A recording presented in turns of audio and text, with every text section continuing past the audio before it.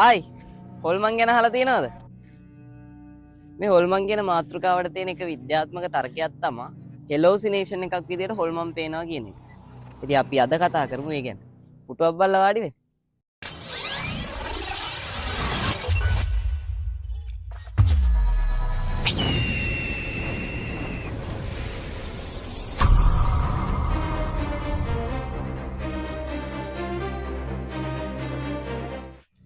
අපි අද වීඩියෝ එකෙන් කතා කරමු මේ හොල්මන් ගැන බැඳිලා තියෙන විද්‍යාත්මක මතවාදයක් ගැන.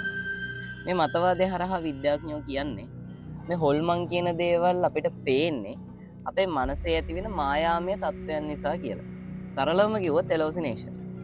හෙලෝසිනේෂන් එකක් කියන්නේ අපේ මනසට දැනෙන, එහෙම නැත්නම් කනට ඇහෙන, එහෙම නැත්නම් ගඳ සුවඳ හරහා දැනෙන වගේම ස්පර්ශයන් හරහා දැනෙන හැබැයි මේ පීවි ලෝකයේ ඇත්තටම සිද්ධ නොවන දේවල්.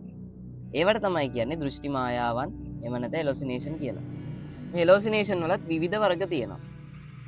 අපේ ඇසට පේන හෙලෝසිනේෂන් වර්ග තියෙනවා. දෘෂ්ටි මායාවන්. මේ වගේදි වෙන්නේ අපි දැන් රැයක තනියම ගමනක් යනවා. ඒ යන වෙලාවේ අපි ඉන්නේ ලොකු පීඩනයක. එහෙම නැත්නම් අපි ඉන්නේ නිදිමත අඩු තත්ත්වයක. ඒ කියන්නේ කලින් නිදාගෙන නැහැ. ගොඩක් නිදිමතේ ඉන්නේ.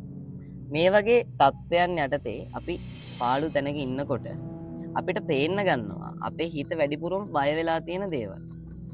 මේ තත්ත්වේ හීනවලදීත් ඇති වෙනවා. අපි ඒ ගැන වීඩියෝ එකක් කරලා තියෙනවා. උඩින් කාඩ් එක දාන්න ඔයගොල්ලෝ මේ වීඩියෝ එකත් බලන්න.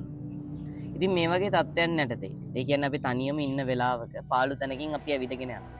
ඒ වෙලාවේ අපි ඉන්නේ ගොඩක් නිදිමතේ. ඒ වගේම අපේ මනසත් ඒ වෙලාවේ ගොඩක් ස්ට්‍රෙස් වෙලා තියෙනවා.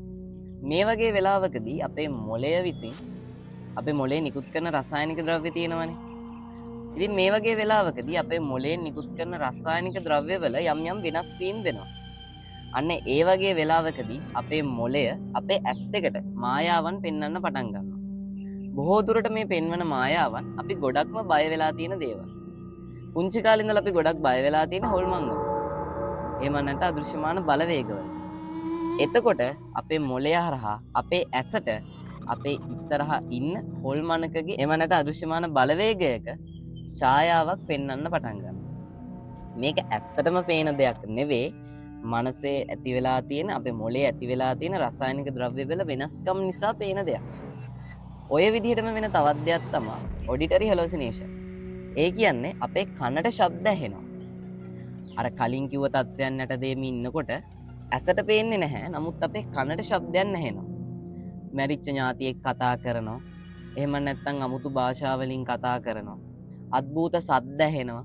මේ වගේ ශබ්ද අපේ කනට ඇසෙන්න ගන්නවා. ඒක වෙන්නේ අපේ මොලේ ස්ට්‍රෙස් වෙලා තියෙන වෙලාවක හරි එහෙම නැත්නම් මානසික රෝගයක මූලික අවධියේදී හරි තමයි මේ වගේ දේවල් ගොඩක්ම වෙන්නේ. ඔය වගේම තවත් එක හෙලෝසිනේෂන් වර්ගයක් තමයි අපිට ස්පර්ශයන් දැනෙන්න පටන් ගන්නවා. ඇත්තටම වෙන්නේ නැහැ මේක මායාවක්. නමුත් අපේ මොලය විසින් අපිට ස්පර්ශයන් දැනෙන්න අරිනවා. ඒ කියන්නේ අපිව කවුරු හරි අල්ලනවා, පිටට තට්ටු කරනවා, අපේ පිටිපස්සෙන් ඇවිදගෙන එනවා, කනට කොඳුරනවා. මේ වගේ ස්පර්ශයන් අපිට දැනෙන්න ගන්නවා. මේ හැම දෙයක්ම වෙන්නේ අපේ මොළයේ ඇතිවෙන රසායනික විපර්යාස හින්දා. මේ තත්ත්වයන් වලදී අපි විශ්වාස කරනවා අපි මේ දකින්නේ හොල්මන් කියලා.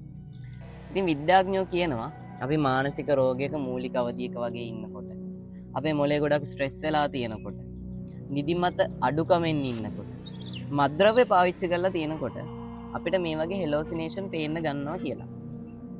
ඉතින් මේ තර්කයේ හැටියට විද්‍යාඥයෝ කියන්නේ හොල්මන් විදියට අපිට පේන්නේ ඇත්තටම තියෙන දෙයක් නෙවෙයි අපේ මොළයේ විසින් රසායනික ද්‍රව්‍ය නිසා ඇති කරන හෙලෝසිනේෂන් කියලා. අපි අද කතා කරේ හොල්මන් කියන මාතෘකාවේ හරිම පුංචි නිර්වචනයක් විතරයි. මේකට අමතරව හොල්මන් ගැන තවත් විද්‍යාත්මක නිර්වචන ගොඩක් තියෙනවා. ඊට අමතරව ආගමික නිර්වචන, ශාස්ත්‍රවරුන් කියපු දේවල්, සමාජීය තර්ක වගේ තව ගොඩක් මාතෘකා තියෙනවා මේ හොල්මන් ගැන අපිට කතා කරන්න.